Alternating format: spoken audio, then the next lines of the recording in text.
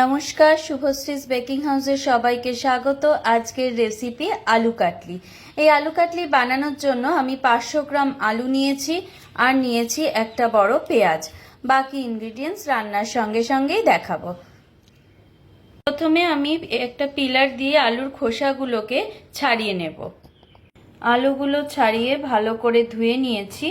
এবার আলুগুলোকে চাক চাক করে কাটবো। এবার আলুগুলোকে এরকম চাক চাক করে কেটে নেব। খুব পাতলাও হবে না, খুব মোটাও হবে না। আলু আর পেঁয়াজ এরকম গোল গোল করে আমি কেটে নিয়েছি। এবার কড়াই গরম করে তার মধ্যে হিসেব মতো 1/3 কাপ সর্ষের তেল দেওয়া উচিত, কিন্তু আমি একটু কম তেল ইউজ করব, তাই মোটামুটি এতটা মতো দিলাম। 2 টেবিল স্পুন থেকে একটু বেশি। এবার তেলটা ভালো করে গরম হতে দেব। তেল গরম হয়ে গেছে।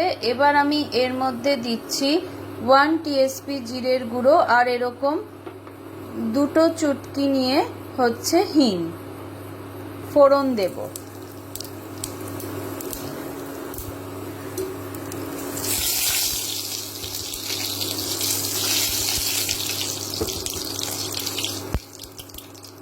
জাস্ট একটু নাড়া হলে এর মধ্যে আমি দিয়ে দিচ্ছি কেটে রাখা আলুগুলো।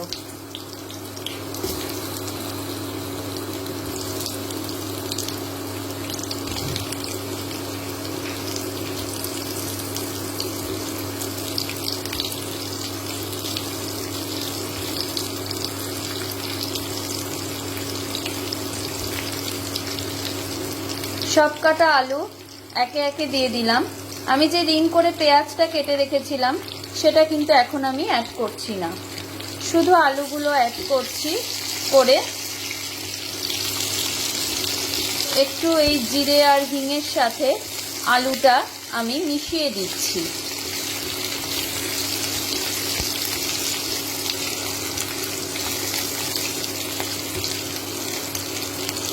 ফ্লেমটা কম করে এটা আমি ঢাকা দিয়ে দিচ্ছি মোটামুটি 3-4 মিনিটের জন্য। 3-4 মিনিট পর আমি ঢাকাটা খুলে এর মধ্যে দিয়ে দিচ্ছি হচ্ছে 1 টিএসপি মতো নুন আর জাস্ট 1/4 টিএসপি আমি দিয়ে দিচ্ছি হলুদ।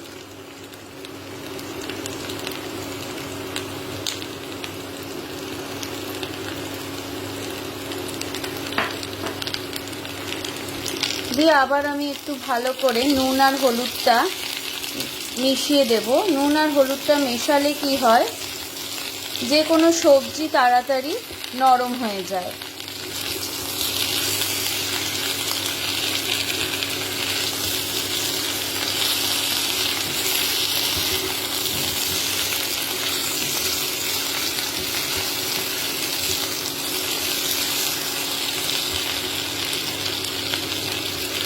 হিন্দিতে কিন্তু এই আলু কাটলিকে সুখা আলুও বলে।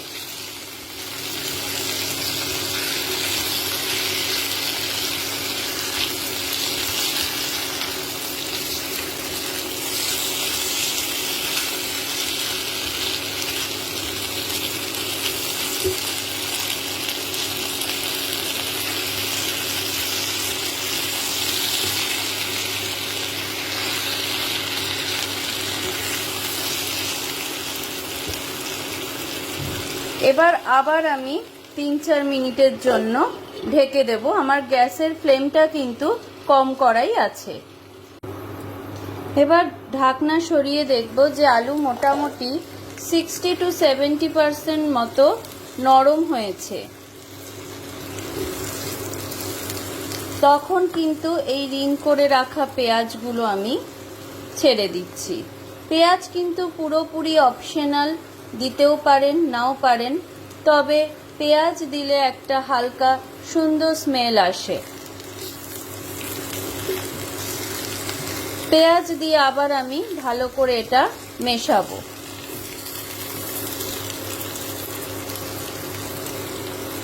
বেশি নাড়বো না পেঁয়াজটা। এবার এর মধ্যে একে একে দেব হচ্ছে হাফ টিএসপি দিয়েছি জিরের গুঁড়ো আর 1 টিএসপি দিচ্ছি ধনে গুঁড়ো।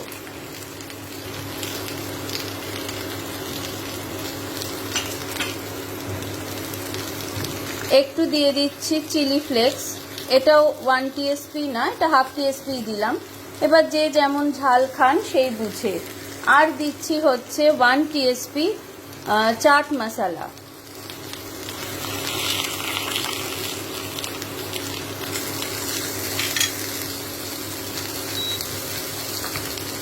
দিয়ে খুব ভালো করে মিশিয়ে নেব।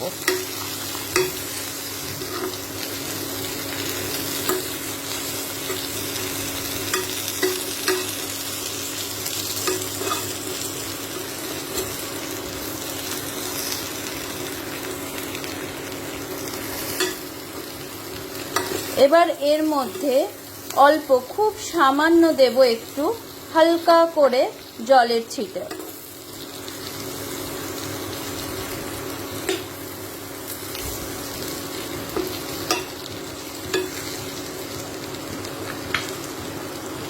খুব সামান্য, একদম দেখতেই পাচ্ছেন খুব সামান্য একটু জল, জাস্ট একটু।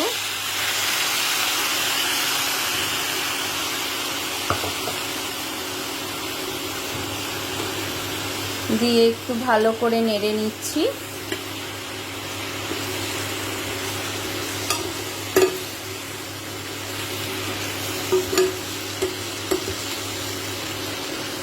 প্রায় অনেকটাই আলু কিন্তু সেদ্ধ হয়ে এসেছে। এবার আমি আবার 4-5 মিনিটের জন্য একটু ঢাকা দিয়ে দিচ্ছি। এই অল্প জল আর এই ঢাকার ভাপেই এবার পুরো আলুটা রেডি হয়ে যাবে। এবার ঢাকাটা সরিয়ে একটু দেখব। হ্যাঁ, একদম দেখুন নরম হয়ে গেছে। হ্যাঁ, রেডি আমাদের আলু কাটলি বা শুখা আলু। আমি যেহেতু শুকনো লঙ্কার পরিমাণটা খুব কম ব্যবহার করেছি, শুধুমাত্র একটু চিলি ফ্লেক্স দিয়েছি। এখানে কিন্তু শুকনো লঙ্কার এই রান্নায় ব্যবহারটাই বেশি হয়, কিন্তু যেহেতু আমরা শুকনো লঙ্কাটা কম খাই তাই একটু কমই দিয়েছি। আপনারা চাইলে ফোড়নে একটা শুকনো লঙ্কা চিড়েও দিতে পারেন, আর একটু লঙ্কা গুঁড়োও হালকা মতো ইউজ করতে পারেন। আমি এখানে দিইনি। নামাবার আগে কয়েকটা চেরা কাঁচা লঙ্কা ছড়িয়ে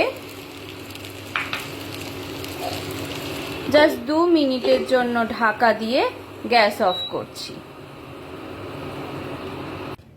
এবার একটা সার্ভিং প্লেটে আমি সার্ভ করছি শুখা আলু বা আলু কাটলি।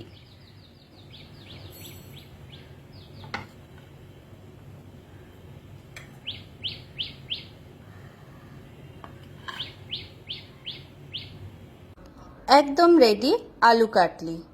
যদি আমার ভিডিওটা আপনাদের ভালো লেগে থাকে তাহলে প্লিজ ফলো, শেয়ার, কমেন্ট আর লাইক করতে ভুলবেন না।